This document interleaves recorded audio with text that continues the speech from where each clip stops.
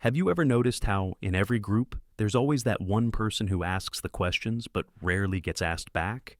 The one who holds space for everyone's stories, but whose own story remains mostly untold.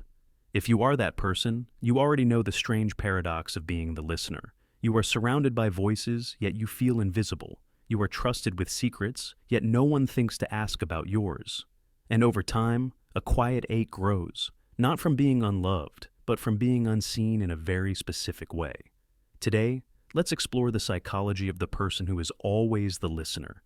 And if you've ever felt this way, what follows may finally put words to something you've carried in silence for years. Why do some people become the eternal listener? Is it just personality? Is it choice? Or does it begin much earlier, before we even realize it's happening? Psychologists have found that the role of the listener often forms in childhood. Maybe you grew up in a home where emotions ran high, where a parent was struggling, where conflict was constant, where someone needed you to be the calm one. Children in these environments learn quickly that their value lies not in expressing their needs, but in managing the needs of others. This is called emotional parentification, when a child becomes the emotional caretaker, not because they choose to, but because the environment demands it. And at first, it doesn't feel like a burden. It feels like purpose. It feels like love. The child learns, when I listen, when I soothe, when I put myself aside, I am needed. I matter. Fast forward to adulthood, and that same person finds themselves in the same role, at work, in friendships, in relationships, always listening, always holding space, always available, and yet, somehow, always alone in their own experience. Being a good listener is not a flaw. It is one of the most powerful gifts a human being can offer. The problem arises when listening becomes the only way you know how to connect. When your identity is so tied to being the helper that you forget you are also allowed to be helped. Attachment theory offers another layer. Many chronic listeners develop a kind of dismissive relationship with their own emotions. They've spent so long suppressing their needs that they genuinely believe they don't have any. They say things like, "I'm fine, I don't need to talk about it." But the body keeps score. The loneliness builds. The resentment whispers. And heartbreakingly, the people around them often have no idea. The listener is so skilled at redirection, so practiced at shifting attention away from themselves, that others never think to ask, "But what about you?" If you are always the listener, there's a part of you that has learned to hide. Not because you are fake, but because you are protecting yourself. You've absorbed the belief that vulnerability is risky, that sharing might burden others, that your pain is somehow less valid than everyone else's. But here's the truth. Your story matters just as much as the stories you hold for others. So, what happens to someone who spends years listening but is rarely heard? First, there's emotional exhaustion.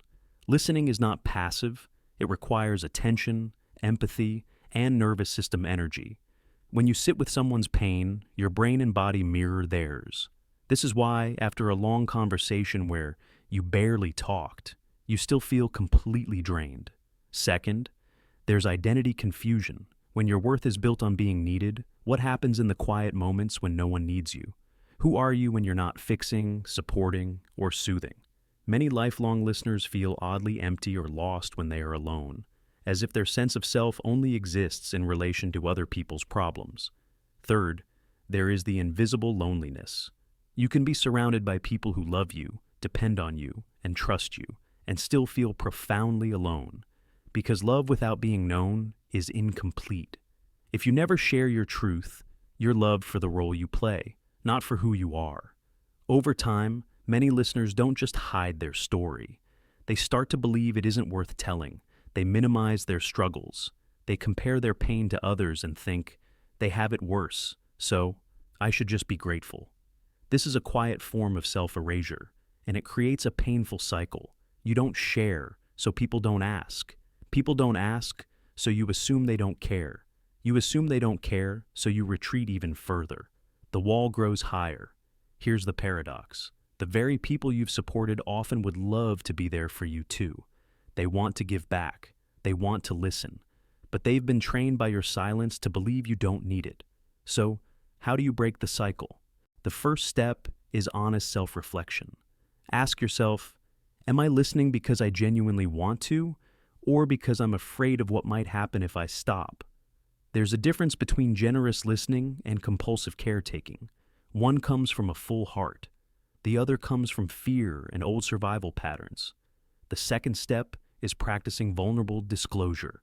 Start small. Share one real thing. Not as a test, let's see if they care, but as a reminder to yourself that your inner world deserves to exist outside of your head. It can be as simple as, actually, I've been struggling with something too. You don't have to unload your entire history.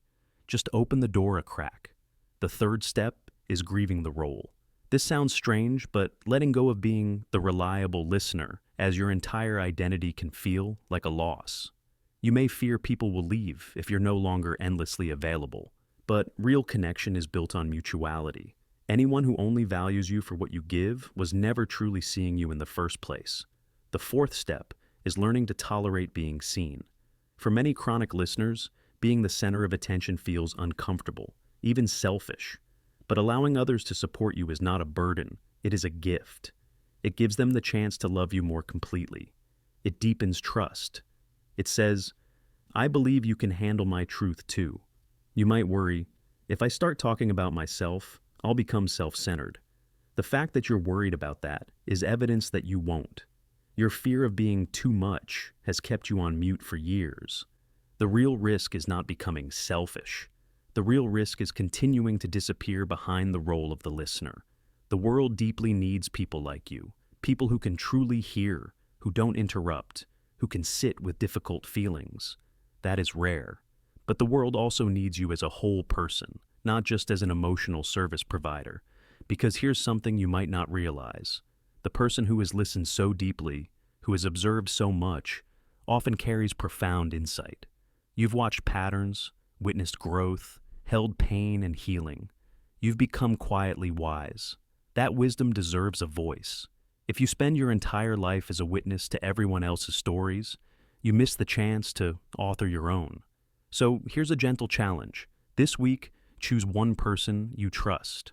And instead of starting with, "How are you?" say, "There's something I've been carrying that I want to share." Then share, not everything, just something true. Watch what happens. Notice that the sky doesn't fall. Notice that, more often than not, people lean in.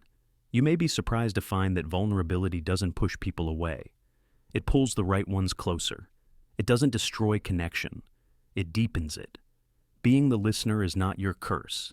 It is proof of your empathy, your strength, your depth. But it becomes a cage when it's the only role you allow yourself to play. You are not just the keeper of other people's stories. You are a story worth telling. You are a person worth knowing. And the moment you start believing that, when you begin to speak from that place, you'll discover something beautiful. You don't lose connection by being honest. You find the kind of connection you were missing all along.